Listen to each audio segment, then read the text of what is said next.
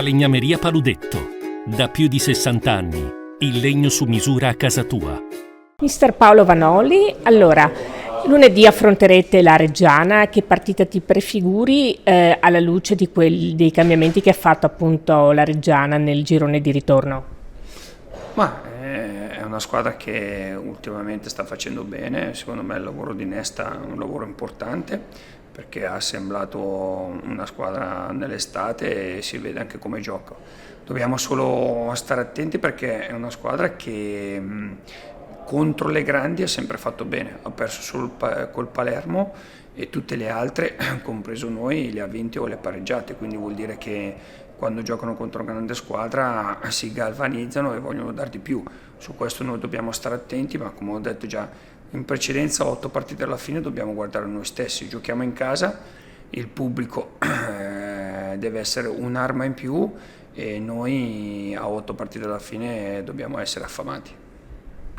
A proposito di pubblico, oggi c'è stato l'allenamento in parte a porte aperte e rispetto alla volta precedente sono venuti ancora più supporters.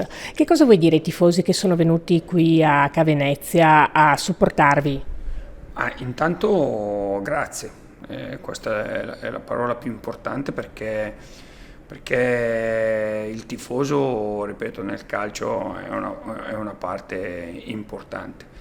Un messaggio lo vorrei dare perché sicuramente in queste ultime partite che giochiamo in casa ci giochiamo un sogno che non è un sogno solo nostro, ma è anche di tutti i tifosi veneziani, quindi spero che percepiscano questo e spero che riempano lo stadio, perché giocare con uno stadio pieno vuol dire darci una carica ancora maggiore. Tornando alla squadra del Venezia, come si presenta la sfida con la Reggiana? Voglio dire, tutti abili arruolati, come si suol dire, c'è qualche defezione? I nazionali in particolare come hanno recuperato? Ma devo dire che a parte magari la delusione dei risultati sono rientrati veramente bene. Stiamo tutti bene, veniamo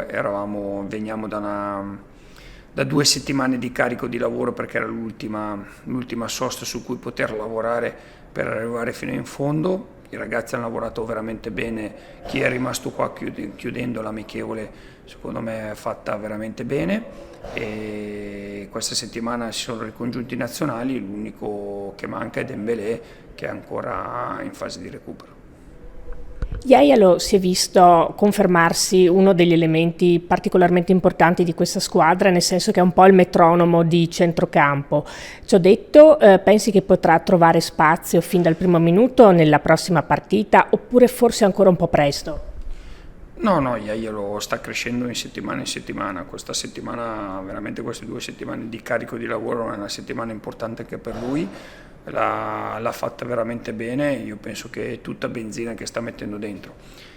Quello che non dobbiamo fare, e quello che ha anche detto lui in precedenza, è forse l'errore di voler anticipare tanto i tempi. Io in primis perché per me è un giocatore troppo importante e i giocatori importanti nelle ultime partite, soprattutto questi tipi di partite dove ci serve anche equilibrio, lui è un giocatore che assolutamente non dobbiamo perdere.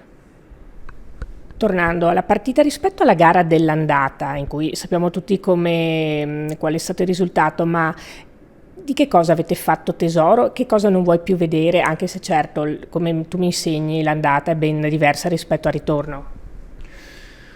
Ma l'andata penso che sia stata, questa partita qua sia stata più immeritatamente magari persa sul campo, però meritatamente perso per come avevamo gestita la settimana. È stata secondo me un insegnamento per i ragazzi, un altro step importante sugli errori da non commettere durante la settimana e ne siamo usciti, nonostante la sconfitta, è stata una sconfitta di insegnamento. E questa la ritengo, io penso che sia stato uno scalino importante anche quello per la nostra crescita. L'ultima cosa rispetto comunque all'andata è che avete sicuramente meno tempo, le partite sono sempre meno, i punti cominciano a diventare molto più pesanti. No, Guarda, dobbiamo giocare come stiamo facendo, con leggerezza, con convinzione di quello che dobbiamo fare, sapendo che abbiamo un traguardo importante, ma non ci deve essere nessuna pressione, anche perché, come ho detto, il mio lavoro è mettere un mattone importante per la costruzione di un grande Venezia, quindi oggi siamo lì. Dobbiamo tutti insieme sognare, lottare fino coi denti con tutto quello che abbiamo per arrivare a questo grande sogno, ma ripeto, se non dovesse succedere abbiamo messo una costruzione importante per la prospettiva futura, quindi dobbiamo essere equilibrati in tutto questo.